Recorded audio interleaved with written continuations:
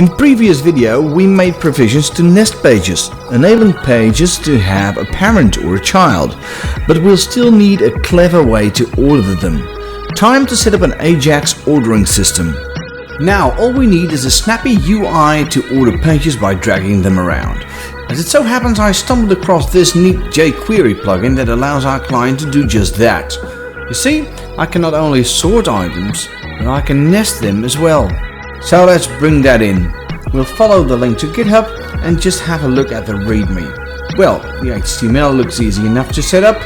We just need to create a nested ordered list with some divs inside and then just connect it to some JavaScript. Also, it has some methods with which we can send the result of our sorting to a page and store it in a database. It also has some requirements I see, namely jQuery and jQuery UI. That looks good to me. And remember guys, this work is pizzaware. If you like it, consider offering Manuele a pizza. So let's download. It consists of just one file. Let's paste it into our JavaScript folder. Now we're already loading jQuery, so all that's left is jQuery UI. And that's at jQueryui.com. Click download and take a pic. Let's see, we need the core. Now we don't need any widgets and we don't need any effects either. And the only interaction we need is sortable. Okay, let's download this guy. We'll just copy the CSS folder contents and paste them in our project. And we'll do the same for the minified jQuery UI JavaScript. Okay, time to set things up. First of all, we'll need to add a new method to our page controller. Let's call it order. Now this will be where we order our pages. And then we'll need another method called order ajax. And this is where we will post the results of the order method we just created. Now we will not fetch any pages in our order method. We'll just set a variable so we know we'll need to load the necessary JavaScript. And then we'll load a new view called admin page order. And let's create that view now. Views admin page order. This view will have a section and it will have a page heading. Then let's also add a bootstrap alert box with some explanation. And now we'll create an empty div with an ID of order result. And this is where we'll display our sortable list in a minute. And now it's time for some Ajax. On page load, we'll do a post. It will go to admin page order Ajax, and it will not take any post parameters. But when it's done, it will place the results it got from order Ajax and place them inside of the order result div. Now let's make sure order Ajax returns a sortable list of pages. First, we'll fetch all pages, and then we'll load a view. Not a layout, just a view. And let's create that view now. It will live in admin page and it will be called order Ajax. You know, let's just do a dump of pages so we know if it returns anything. Well, we're getting a page, but I'm not seeing any dump. Let's reload it. Okay, and now we're getting a login page as well. It seems like our session was destroyed. This is a common frustration for CodeIgniter sessions, but we can easily fix that. Let's just do that first before we move on.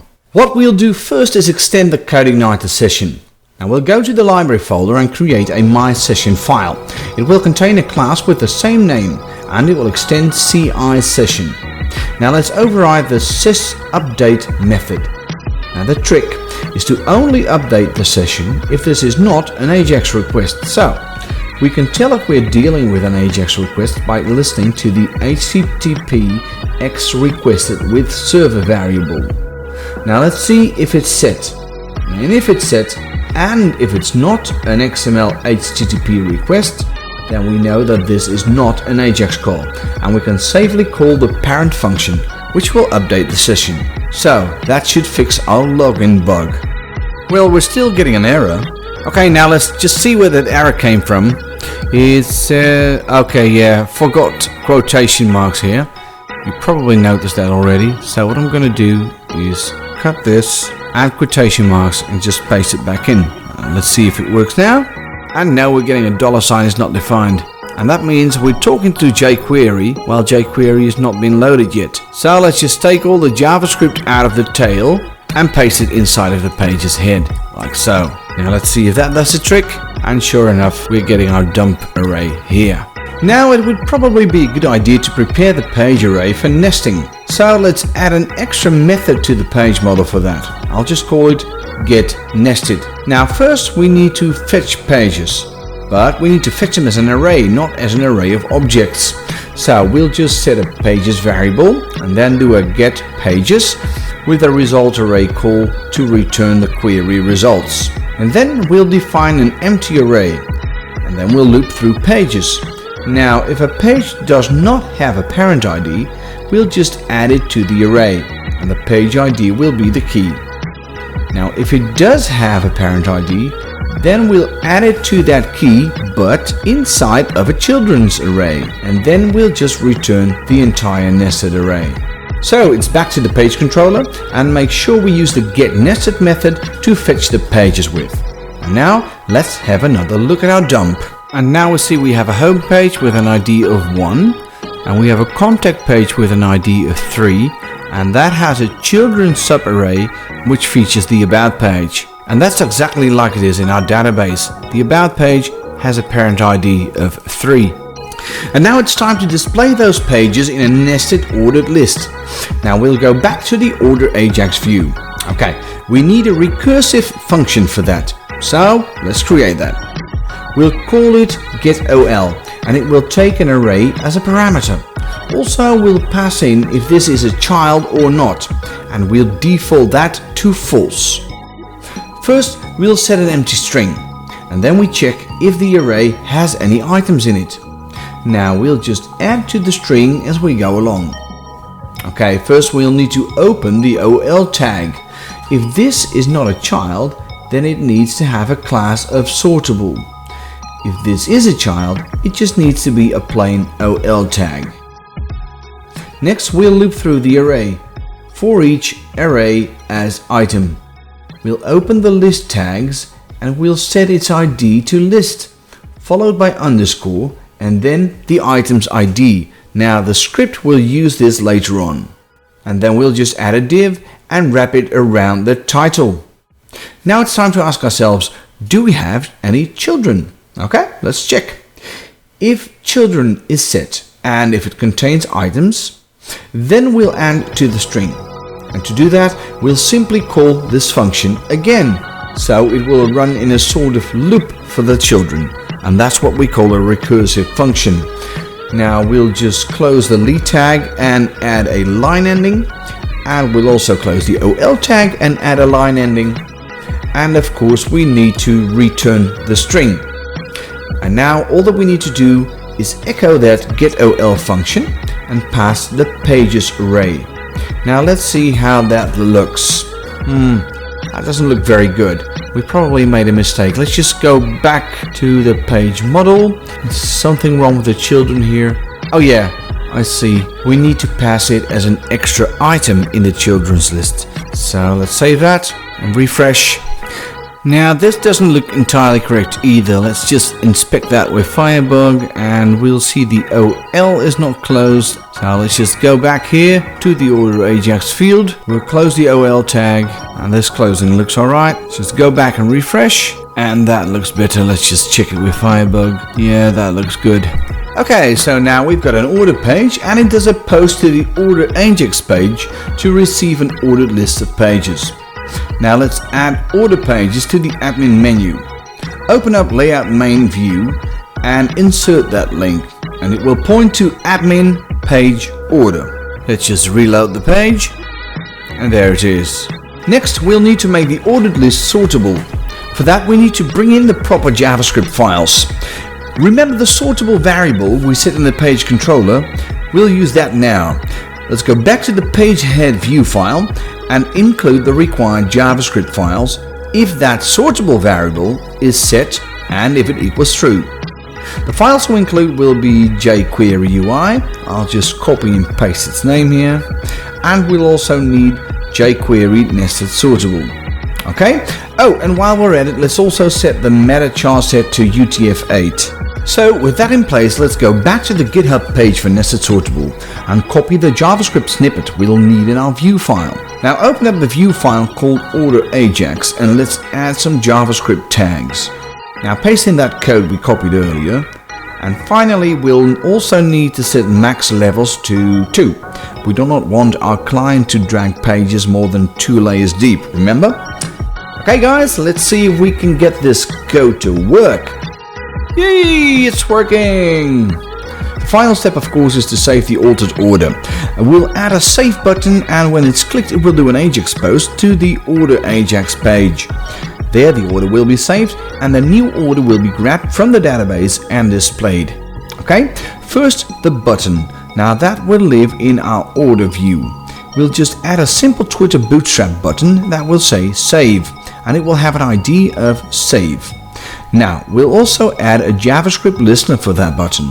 When the save button is clicked, we'll get the results from the sortable list. And then we'll use the toArray callback to retrieve them. Now the toArray is a method of the jQuery Nested Sortable plugin. You can read all about it on GitHub. I'll just store that into a variable and then we'll do an ajax post. It will go to admin page order ajax and we'll make sure to include a sortable post value. Now we'll add an anonymous function to that, which will take the data that is returned by the ajax call. In this case that will be an HTML snippet with the new list of pages. And then it will display that data in the order result div. Okay, that returns a nice looking array. Now let's have a look. The first item has an item ID of empty string, so we'll need to filter that out somehow. The rest of the items consist of an item ID and a parent ID. Oh, and we can use the keys as the order value. Good. Okay, let's create a method to save that. We'll open up the page model and create a public function called saveOrder. Now that will take the array we just saw as a parameter. Okay, so first we need to check if the pages array contains any records. So we'll create an if statement for that. And if that's the case, then we'll loop through the array for each pages as order page. See, we're taking the key and use it as the order value for pages. And now we'll do another check. We'll only update the page if their item ID is not an empty string. Now we need a data array to update this page with, so we'll create that with a parent ID and that will equal the past parent ID and with an order value which is equal to order. And then we'll do an active record update. So set using the data array where the primary key equals our item ID. And then we'll end with update into the current table name, which happens to be pages. Now let's copy the method name, go back to the page controller and make sure we call the method we just created and pass in the post sortable array. Well, I think that should work. So we'll just reload the page. About is now a child of contact. Let's make it a child of the home page and save that. No, that hasn't been saved, so something's wrong. Okay, so let's just have a look. We'll dump the page variable here to see if any records are liable for updating. And then we'll just dump the last query here to see if they have indeed been updated. So let's try that again. Now let's see what's happening. We can't update because we have an empty string for parent ID and that's not a correct integer value. Okay, so let's see, parent ID, that was this. So let's just go ahead and cast that as an integer so it will return either 0 or an integer. Now let's reload the page and try and save that again. And now you can see, yes, we do have an update here, and we have an update here, and we have an update here. Now let's make contact a main page as well. So we only have one subpage called about. Let's just update this, and there's our about page. And that's a child of home, so that works. Now let's just make sure we remove the comments, and that was it. Now what's still bugging me about this page is that it doesn't give us any feedback whatsoever. Now to show the user that the list has indeed been updated, we'll add a little effect. Let's go back to the order view. let's see, immediately after the user clicks the save button, let's just have the order result div slide up so that it's gone. Now once it's fully up, we'll run an anonymous function and we'll do the ajax post there. So let's just cut and paste that in there, and then we'll just slide it down again. So that should be a little better. Let's have a look in the browser and see how that behaves. We'll just reload the page. Now we'll save it. And yeah, that looks a lot better. And the cherry on the cake would be to bring in some styling as well, similar to the page we have here. Now I'm going to be very naughty and just steal it from the source code. Copy that, and I'll just create an admin CSS file and paste that in. Now let's make sure we clean it up and remove all the stuff that we don't need, like so. And we don't need this either, and we don't need this. And that should do. Now guys, your homework of course will be to create a different styling of your own. Okay, let's bring this CSS file into the page head, like so. Make sure we have the right name, and it's time for one final check in the browser. And yeah, that looks fine to me. So that's it for creating an Ajax user interface to order pages. I hope you guys had as much fun as I did, and the next video will be on news articles CRUD. So stay tuned.